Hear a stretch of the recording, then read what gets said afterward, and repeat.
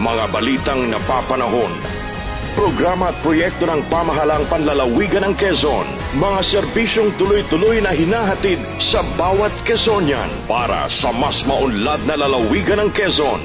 Impormasyong inihahatid ng Quezon Provincial Information Office. Tuloy po kayo sa Kapitolyo.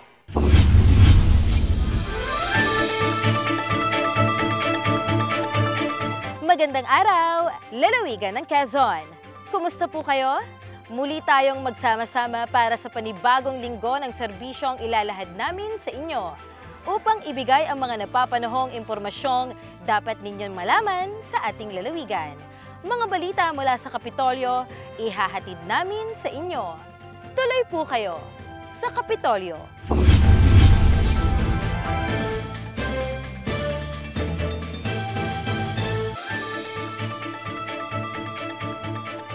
Para sa unang balita, produktibong nakipagpulong si Governor Dr. Helen Tan sa iba't ibang tanggapan at ahensya ng lalawigan ng Quezon upang mapag-usapan ang mga handog na programa at proyekto ngayong taong 2024. Alamin ang iba pang detalya sa report ni Dave Day Parine.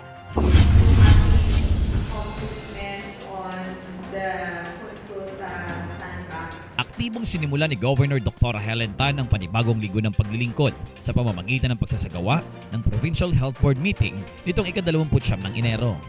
Ibinahagi ni Provincial Health Officer Dr. Christine Majin Villa Sr. ang ilang mga ulat patungkol sa usaping pangkalusugan ng lalawigan ng Quezon, kung saan naman ay nagbigay direktiba si Governor Dr. Helen Tan na bigyan siya ng direktang impormasyon sa kalagayan ng mga mamamayang nangangailangan ng komprehensibong gamutan upang agarang matugunan ito. Binigyang pansin din ng gobernadora ang sektor ng edukasyon sa ginanap na pagpupulong kasama ang DepEd Quezon. Nagkaroon ng diskusyon sa mga proyektong layong maitaas pa ang kalagayan ng edukasyon sa lalawigan at isa na rito ang Project Kid Bibo na malaki ang natutulong upang mas mapaigting ang kasanayan ng mga mag-aaral sa pagbasa at pag-unawa. Samantala, masaya si Governor Dr. Helen Tan sa naging proseso at pagsusumikap ng bawat tanggapan ng pamahalaang panlalawigan upang masiguro na makukuha ang 2024 Seal of Good Local Governance. Kung kaya't siya'y nagpasalamat dahil napapanatili ang maayos at sapat na pamamahala sa lalawigan ng Quezon. Ako, si Dave Day Parine. Tuloy po kayo sa Kapitolyo.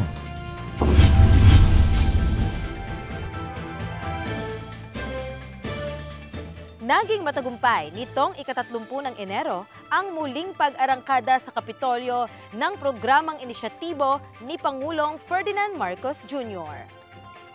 Ang kadiwa ng Pangulo ay binubuo ng iba't ibang ahensya ng pamahalaan na naglalayong mailapit sa mamimili ang samut-saring produkto gaya ng sariwang mga prutas at gulay na mabibili sa murang halaga dahil ito ay direktang nanggagaling sa mga manufacturer o magsasaka. Malaking tulong din ito upang tangkilikin ang mga produktong gawa sa lalawigan ng Quezon. Sa ibang balita, naghatid ng tulong ang pamahalaang panlalawigan sa mga biktima ng nangyaring sunog sa Purok Damayan 1, Barangay Ibabang Iam, Lucena City. Agarang na ipamahagi ang relief supplies sa 5 pamilya ng nasabing lugar at siniguro na magpapaabot din ng pinansyal na tulong bilang kanilang panimula. Samantala nitong ika-31 ng Enero, dinaluhan ni Governor Dr. Helen Tan bilang guest of honor at miyembro ng Army Reserve Command ang ginanap na closing ceremony ng Basic Citizen Training ng 4th Regional Community Defense Group Reserve Command, Philippine Army. Binigyang pugay ng gobernadora ang dedikasyon ng mga magigiting na kababayan na sumabak sa 45 araw na pagsasanay upang maging isa sa mga Pilipinong handang maglingkod at ipaglaban ang bansang Pilipinas sa oras na kinakailangan.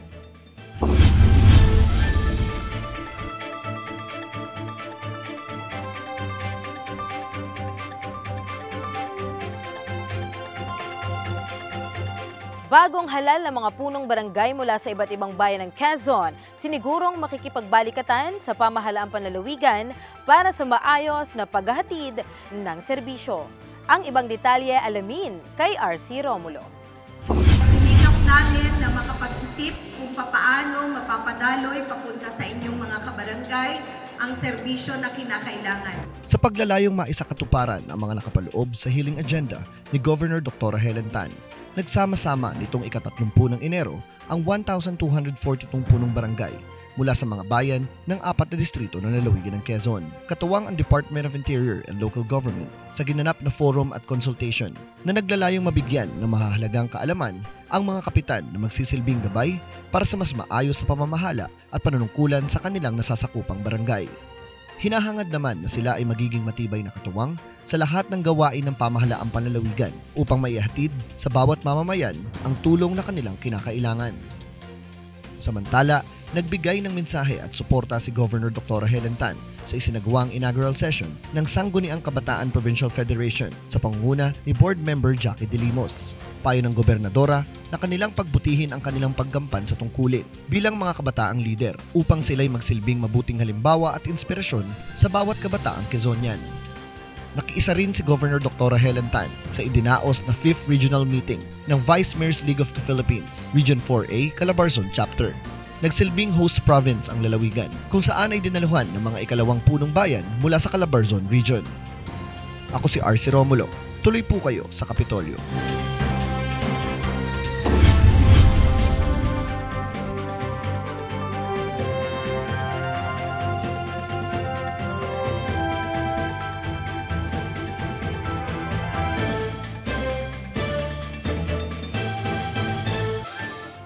Balita, nagtungo sa bayan ng San Antonio si Governor Dr. Helen Tan upang pangunahan ang formal na pagbabasbas ng mga infrastrukturang proyekto na mapapakinabangan ng mga residente nito.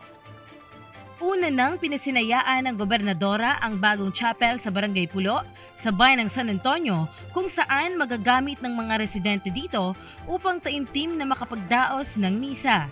Habang ang bagong covered court na matatagpuan sa Barangay Buliran ay magagamit sa iba't ibang aktibidad. Ang mga nasabing gusali ay mula sa sariling SICA program ni Governor Dr. Helen Tan na patuloy na gumagawa ng paraan upang mailapit ang serbisyo saan magsulok ng barangay sa ating lalawigan. Samantala, nagkaroon naman ng one-day blood donation drive nitong ikalawa ng Pebrero sa Quezon Convention Center sa pangunguna ng Provincial Disaster Risk Reduction and Management Council. Umabot sa 105 na Quezonian ang taos-pusong nagbahagi ng kanilang mga dugo na malaking tulong naman para sa ating mga kalalawigan na higit na nangangailangan ng dugo.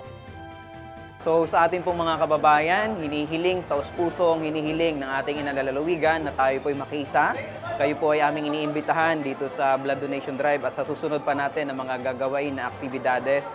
Kayo po ay aming taos-puso na hinihilingan na ang inyong dugo ay masisiguro na magtatawid ng buhay ng ating mga kababayan.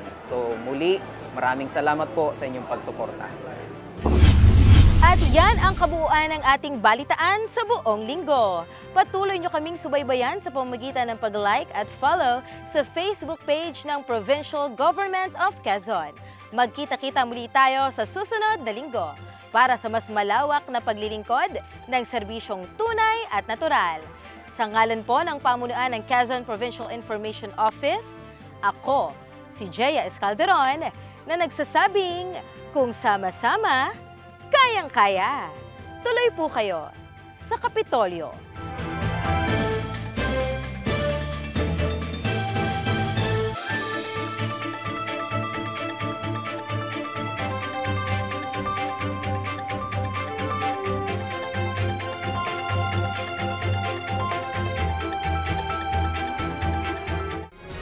Mga balitang napapanahon, programa at proyekto ng pamahalang panlalawigan ng Quezon, mga serbisyong tuloy-tuloy na hinahatid sa bawat Quezonian para sa mas maunlad na lalawigan ng Quezon.